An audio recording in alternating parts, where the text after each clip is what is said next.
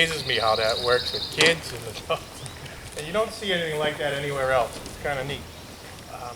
So welcome. I think that's the fastest we've ever moved from our lunch business meeting over to our wall. Thankfully, maybe we all realize that the weather is potentially not on our side today. So for those of you who haven't been here before, welcome to our Wall of Fame and honoree flagpole area. This area was designed and built by a lot of members, but particularly with input from Dwayne Houghton on the design. And this wall represents people whose peers and scouting descendants have recognized the amazing contribution that they've made to specifically Cachalot Scout Reservation. People who have made significant contributions in programming, in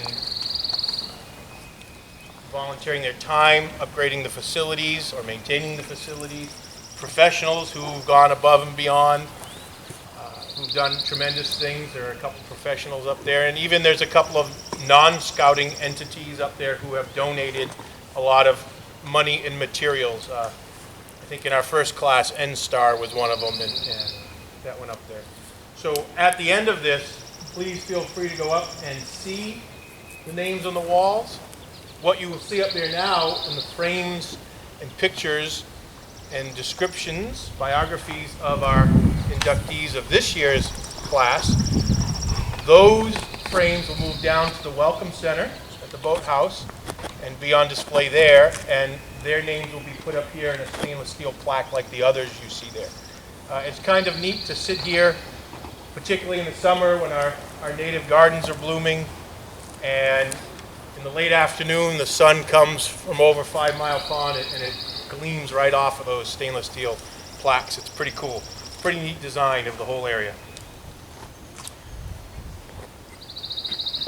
And it's a reason why I always say I wish we had called it a wall of honor or a wall of thanks as much as a wall of fame. So to get to our important people of the day, I'd like to first ask Mr. Andy Novick to come up and speak.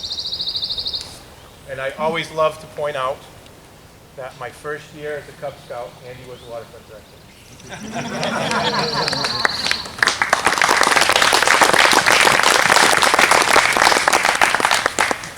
So thanks. Like Brian said, welcome to Camp Cachalot. For anybody that's here for the first time, I invite you to just feel the vibe of this place. It's just a wonderful place. And all of us that are here from the Alumni Association, we're just people that love Camp Cachalot.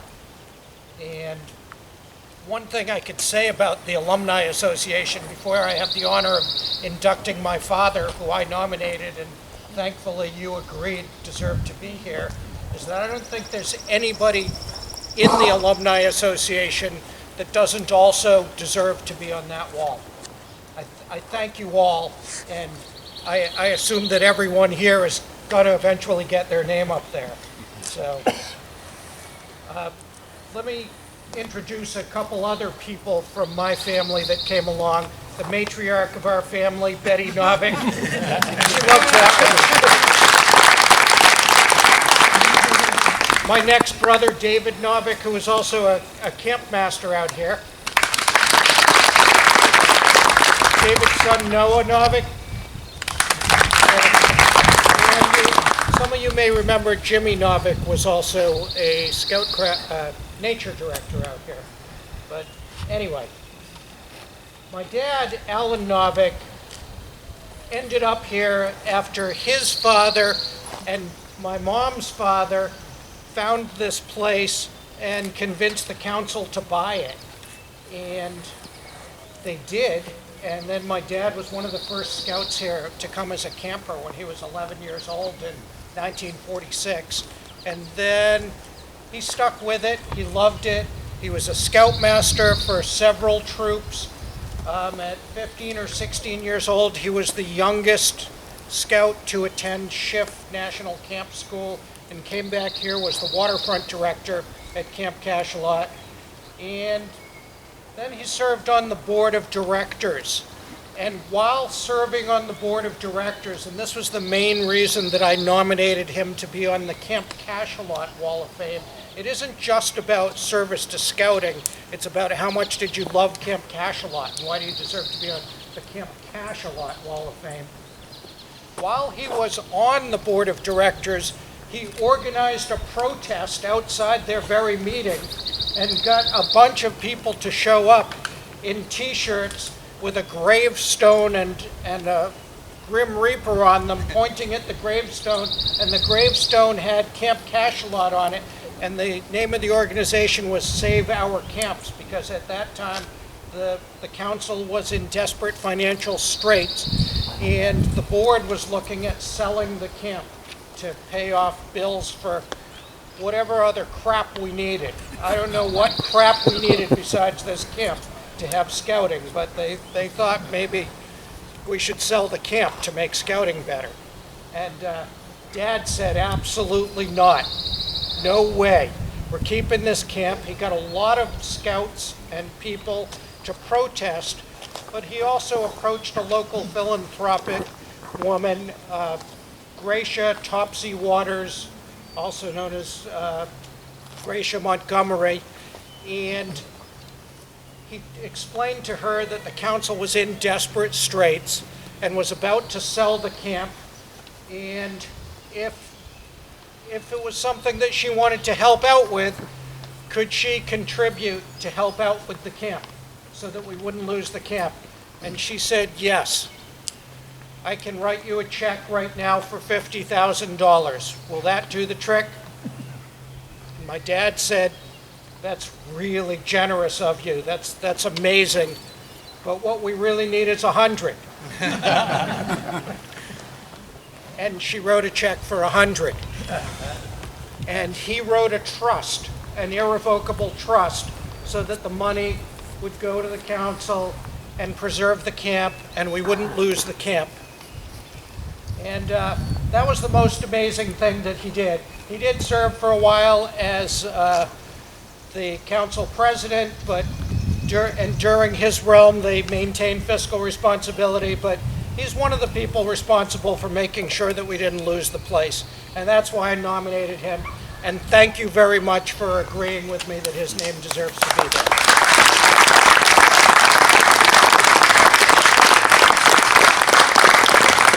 Novick, front center. He's also not just an Eagle Scout, but a Bronze Palm, and you know, Scouts was important to him. Eagle Scout handshake.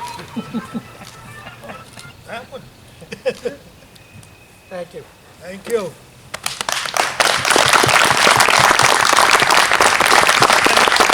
I have to thank Andy, Betty, David, Noah, Melissa, Jimmy, everybody that's supported me in these endeavors, and Topsy Waters, who actually first agreed to be on the committee to raise the money to pay off the debt.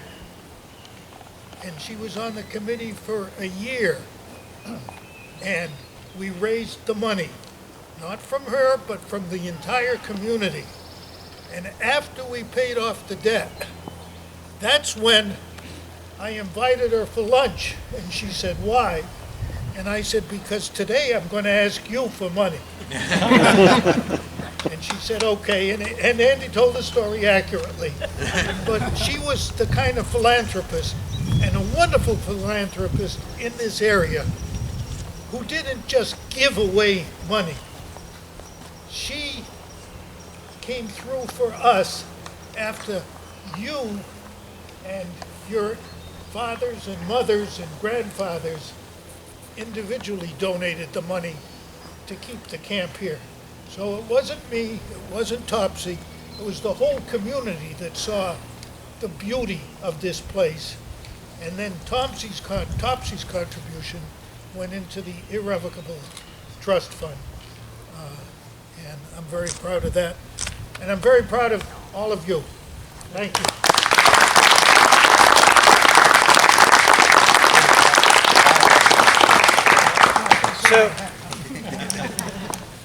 So I'm happy to say that although I was just here to induct my father, it's a big honor for me to be here and to have my father inducted at the same time as Vic Sylvia, and to have been nominated by Dennis Wilkinson, who has really been a backbone of this organization. Dennis.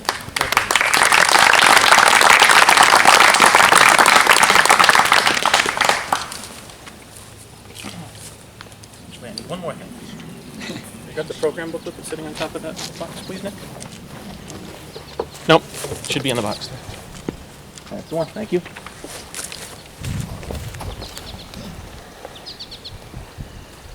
Since there's no way I'm actually going to remember everything that Vic has done for the camp, I want to start with the write-up we did for the Wall of Fame. So Vic's first visit to camp was as a scout in Troop 11, New Bedford in 1958, an activity at which he helped clear brush from an area by the lagoon, right down over there, that is now home to a bench that bears his name. With the exception of time away, mostly spent in the service of his country, he's been a constant source of support to Cachalot and a mentor, inspiration, and pa to many of the young and now not so young men and women who think of Cachalot as their home away from home. He continues to this day as a frequent volunteer out at Cachalot, helping with many projects around camp, and as an advocate for Cachalot as a founding member and past chairman of the Camp Cachalot Alumni Association. In his 58 years of involvement with camp, Vic has served in a wide variety of roles, providing both new programs enjoyed by hundreds, if not thousands, of scouts over the years, and service as a leader of multiple district and council level committees, and as a volunteer getting things done at camp. His dedication to his scouts and scouting, both at the unit level and elsewhere, is all the more impressive, given that he was also a dedicated family man with 3 daughters and no children in Boy Scouting himself, with the only reward sought being the chance to cast a line in the 5-mile pond at the end of the day. As a unit leader, he helped guide nearly a dozen scouts to their Eagle Award, and scouts who had benefited from his time as scoutmaster were well represented as senior members of Cachalot summer camp staff for nearly 2 decades, and in leadership roles in Nemat Lodge, including 2 lodge chiefs. A substantial number of the founding committee of the Camp Cachalot Alumni Association were also Vic's scouts. In 1981, Vic originated the Klondike Derby with Wall of Famer Bill Joyce. This popular event continues to this day.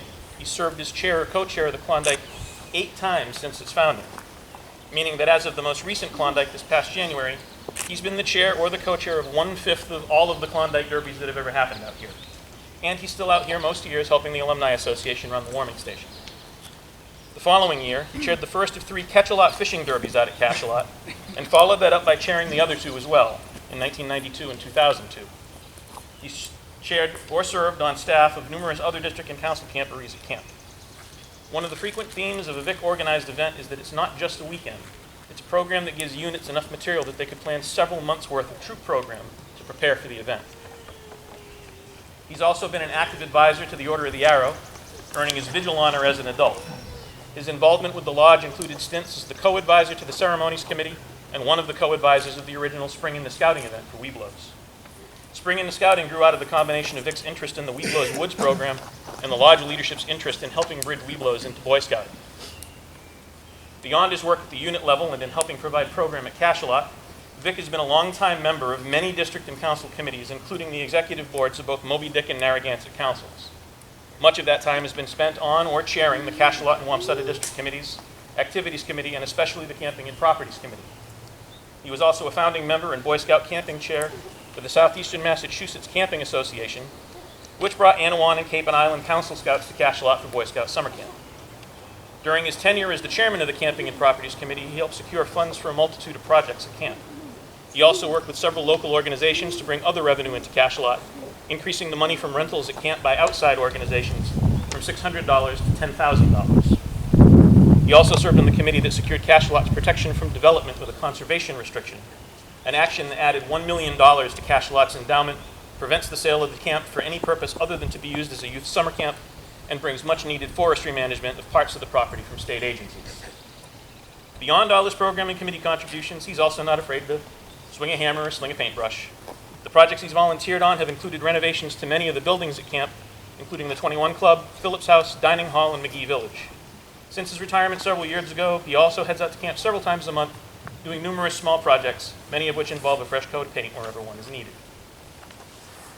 So, that's the official write-up. But Vic is my scoutmaster. I've known him for nearly 35 years now. So I've been thinking over the last few weeks anyway, what memories I could share of Vic that illustrate the reasons, above all of these great things that we're putting him on the wall for, the reasons that I think he should be up there. So, do I tell the story of Vic coming up to a 12-year-old me and a couple of other 12-year-olds at that first Cachalot fishing derby to let us know that he'd been fishing that morning and a bass got away with his favorite lure, so that if we happen to catch a fish that has a hook caught and looking off just like this, that we should let him know because he wants his lure back? Do I talk about a camping trip at Camp Kelleher in Fairhaven, where we were only allowed to cook over an open fire, when Vic caught a member of the senior patrol sneaking back into camp after his afternoon shift at Lucalo's with a giant stack of pizza that was going to serve as the dinner for the senior patrol that evening? And how said member of the senior patrol, I think, successfully bought off Vic by saying it was always intended to be shared with the scoutmaster. Maybe we talk about Vic and Troop 46 being invited out to an anniversary camporee in Connecticut during Scouting's 75th anniversary year, where he was encouraged to bring some Scouting memorabilia to show at the event. So he brought Emil Miller, one of the older Scouters. Maybe we talk about the camping trip in the 21 Club, where Troop 46, who had always banned electronics on troop camping trips, somehow managed to have televisions spring out of the woodwork because the Red Sox seemed to be in the World Series or something along those lines. Maybe I talk about the Scoutmaster who started inviting the members of his senior patrol to his Christmas Eve open house every year, something that turned into a tradition for my circle of friends. And we'd actually get together there, exchange our gifts, and usually be the last ones to leave the party, sometimes at 2 a.m. Sorry about the 2 a.m. thing. Maybe I talk about the Vic Sylvia who hosted a going away party for Peter, Tom, and myself when we were about to do the through hike of the Appalachian Trail, and who somehow managed to convince everybody in the shot that the Standard Times photographer was taking to raise their beers just as the Scout executive got into the frame, hold up the going away banner. Maybe, speaking of pictures, I have a couple here. So maybe I talk about the photographers at my wedding reception who came up to us and said, you know, there's this guy who seems to be in all of the table photos that we're taking, along with his friend Ken, and we just wanted to make sure that that was okay with you guys. He was showing up in all of these shots. Of course, it was just fine because we knew who it was. So, those are a bunch of funny stories about Vic, and they're some of my favorite stories, but they're not really what I took away from scouting as a result of being in Vic's troop. So, before I said Vic is my scoutmaster. I didn't say he was my scoutmaster. But a lot of you may not realize that I didn't start scouting in Vic's troop. I actually started scouting, spent the first 4 years in Boy Scouts in Troop 12 in Bedford. And in the fall of '84, Troop 12 folded for a variety of reasons, mostly because we didn't have enough adult leadership. And there were a few of us in the troop, myself, Scott Willett, and Louis Lopes, all Life Scouts, who decided we wanted to stay with the program and were looking for a new troop. We knew several of the older guys from the troop from summer camp staff, from having gone to Philmont, from being involved with the Order of the Arrow, and we actually knew the leadership a little bit because 12 and 46 had actually shared the Adirondacks one summer camp a couple of years earlier. So we knew the troop and we figured we'll go over, we'll fill out our transfer paperwork, and we'll just be in the new troop and that'll be fine. But it wasn't really that easy. We actually each had little individual interviews with Vic before we were allowed to join the troop. And looking back on it, I realized that what he was trying to do was to make sure that the reason that 12 was folding wasn't 3 of its older scouts leaving and the troop thinning out. I honestly think that if that had been the case, he would have told us to stay with 12 so that we could be loyal and show how that worked. But since it was the adults in the troop that had fallen apart, he welcomed us with open arms. We all started attending meetings, joined patrols. Flash forward to about 6 months later, Vic pulls each of us aside individually. You know, you're not really carrying your weight around here. I don't think this is working. We were a little surprised and said, well, you know, you guys are all involved with the Order of the Arrow. You're the communications chairman, Louis doing ceremonies, Scott's doing camp promotions, but none of you have taken a leadership role at the troop. No one's run for patrol leader. No one's in the senior patrol. And you're Life Scouts. The Order of the Arrow is going to tell you that this is the first thing that you should be doing. The troop should come before the lodge. And he was absolutely right. Not just because the Order of the Arrow will tell you that the troop comes before the lodge. Not just because we were Life Scouts who needed time in leadership positions so that we could advance to our next rank. But because Vic believed in a boy-run program. He had green bar meetings every month at his house, conveniently scheduled on grocery night so that we could bring in the groceries for Mrs. Sylvia when she got back from the supermarket. And we would plan out everything that the troop did with the exception of fundraising, which was the troop committee's job. We figured out what we were going to do at troop meetings. We figured out what skills the younger kids needed to do in order to advance themselves. We planned our camping trips. We planned our super activity at the end of the year, including deciding what kids in the troop needed to do to earn the right to go to the super activity at the end of the year. And he gave us the freedom to be successful, and by giving us the freedom to be successful, the freedom to take pride in those accomplishments. He also gave us the freedom to screw it up, and we did a couple of times. He always told us if we thought we were going to do something that wasn't going to quite work out, and he made sure that when we did fall, that the landing was a little softer than it might have been otherwise. That boy-run nature of the program and that willingness to give other people responsibility and the freedom to do the things that you're asking them to do is something that I used as a lodge chief, something that I used as a member of the senior summer camp staff. It's something that I use today, every day, in my job managing other engineers at work. The clearest example I can give is when I got back from a OA National Leadership Seminar in '88. I had just finished my second term as lodge chief, and the other Mr. Sylvia from Troop 46, Darryl Sylvia, was the lay advisor, and took myself, Kurt Guba, Tom Bednarz, and a few other people to this seminar, where we heard about this Spring in the Scouting program the National Order of the Arrow was encouraging lodges to try and start. For those of you who don't know, the program's goal was to keep kids who were graduating from Webelow Cub Scouts and going into Boy Scouts in the fall to not go missing during the summer. You very often would lose a lot of boys in that transition. So the idea was to show them scouting, Boy Scouting, while they were still Webelows, so they'd be excited to show up in the fall. When we got back, we found out that Vic had a strong interest in a similar program called Webelows Woods. So we got together, and Vic became the advisor to the first Spring in the Scouting event, with myself, Tom Bednarz, and Kurt Guba as the youth co-chairs of the event. The planning sessions for that event were like our green bar meetings on steroids. Vic agreed to do all of the running and interfacing with a lot of the adult parts of the council, and he gave us a lot of good ideas because he had obviously done a lot of district and council level events at that point. But it was up to us to come up with the program and figure out what would be entertaining to 10 and 11-year-old boys at that point in time. And we ended up with an event that clearly showed Vic's influence. It had a Klondike-like structure. We were doing hands-on skills instead of competitions. And it had a through line, a thing that carried out through the day, a game surrounding the Knights of the Round Table and the Quest for the Holy Grail. It wouldn't have had nearly as much Klondike in it had Vic not been involved. Wouldn't have had quite as much Monty Python in it had the rest of us not been involved. But we conducted the event, and the event was very successful. It wasn't perfect, no event is, but it set up about a 10-year stretch of Spring in the Scoutings run by the Order of the Arrow, largely following the same template. And at the end of that event, Vic pulled me aside. He congratulated me on an event well run and said that I should be proud of my accomplishments because he was. That's probably one of the most meaningful kudos I got as a young man in Scouting. So, I know I'm running long, but I have two more things I want to say. So, the first is that, and this is a little personal to me because Vic and I have something in common, and that is that we're men in Scouting without sons in Scouting. We both have daughters.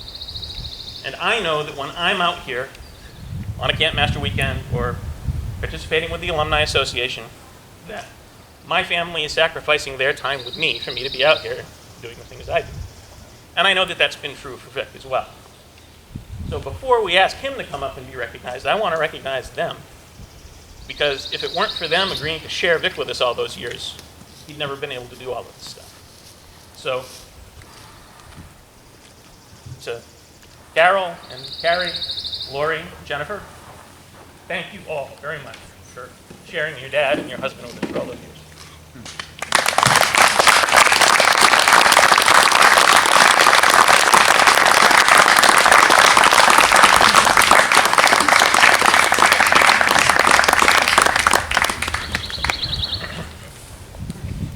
Last thing.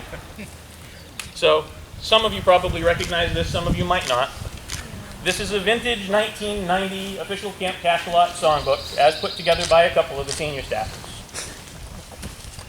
And I don't know how many of you have paid attention to the dedication page, but there is a dedication page. And it says, "To Pa and all the others who taught us." Well, that's Pa. We would not have put this book together had he not been our leader. We wouldn't even had some of the songs that we put into this book without him being around.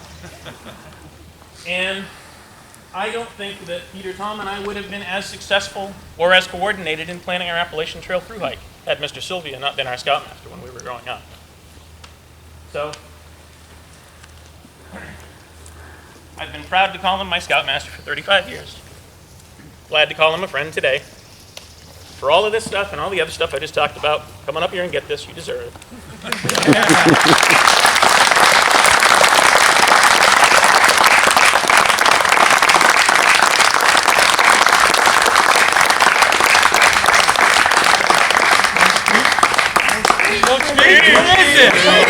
Is it a fresh time?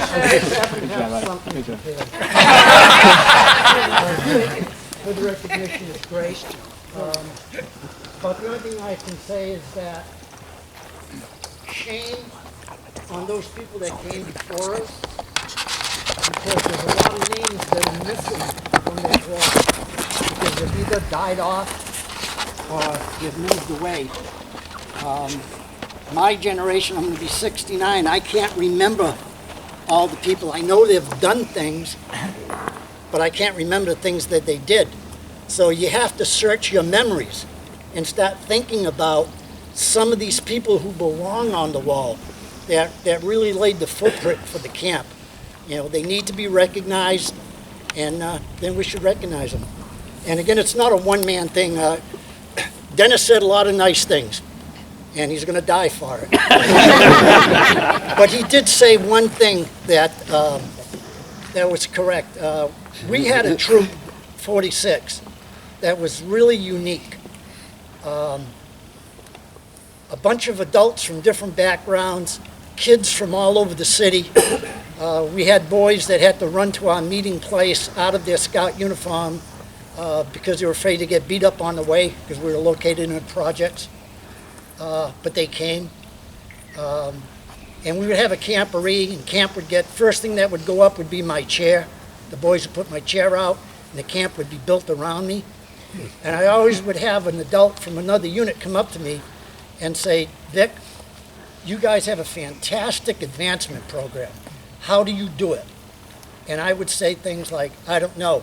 You have to ask Bill Ashworth. He's my advancement chairman. He takes care of all my advancement." Or, "Vic, you guys have a fantastic camping program. How do you do it?" Couldn't tell you because George Boucher handles all the camping stuff. I found the easiest way not to get promotion is not to do stuff. They'll find somebody who's busy because they always find the time to get things done.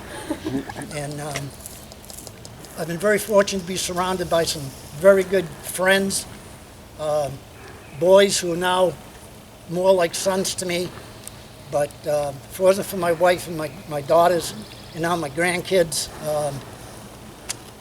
I couldn't be out here fishing. So again, thank you.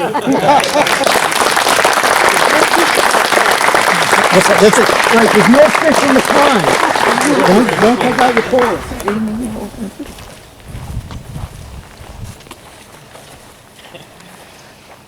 A few years ago, I had the pleasure of inducting my Scoutmaster. It's a tough thing to do. I think some of you other folks requested to say something. Do you still feel you have the oomph to do that? No, I hear you, cowards. Not easy. Not easy. Well, it's funny. Well, one other thing what we should do is recognize our other members with us here today who have been honored on the wall. And I believe we have 3 of them with us here today. We have Mr. Larry Harney.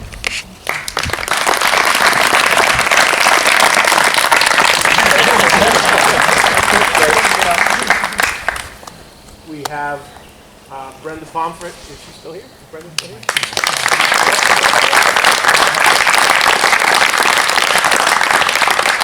And of course, everybody knows Ed.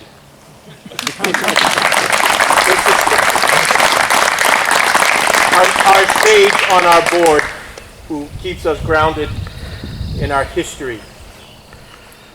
And the first camp director? I was on the first camp staff, First camp staff. but there are at least 2 others or 3 others here, you know. On the first camp staff. Excellent. Thank you. He's always at our meetings to keep us grounded. Brian, Yes, sir.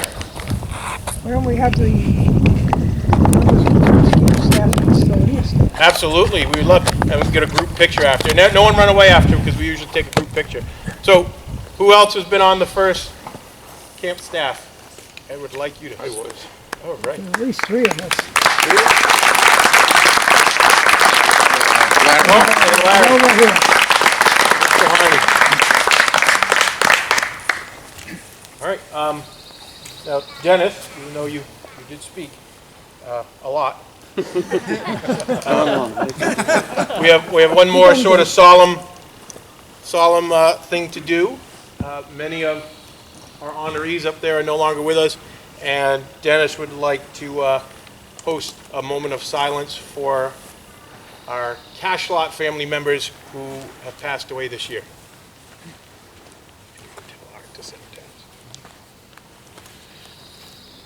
Unfortunately, we've lost a few members of our alumni organization over the course of the last 6 months.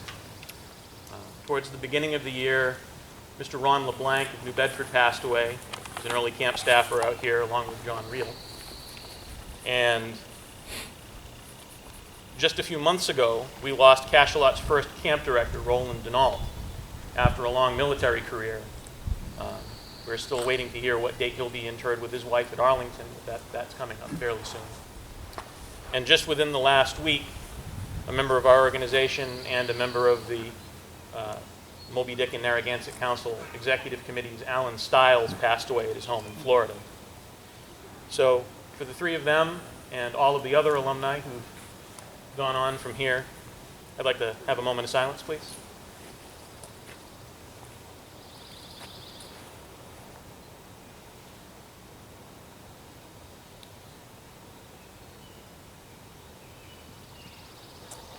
Buglist sound taps.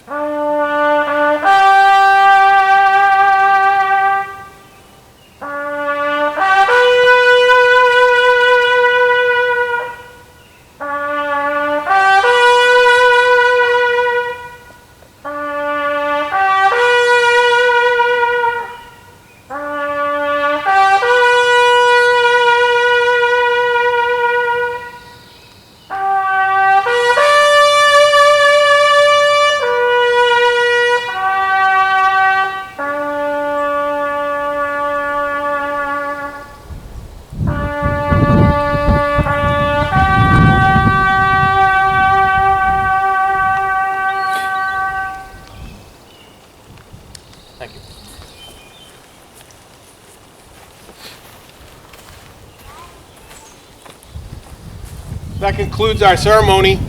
Thank you so much for coming. Anyone who hasn't been to camp, please see our waterfront, the boats and paddleboards you've purchased.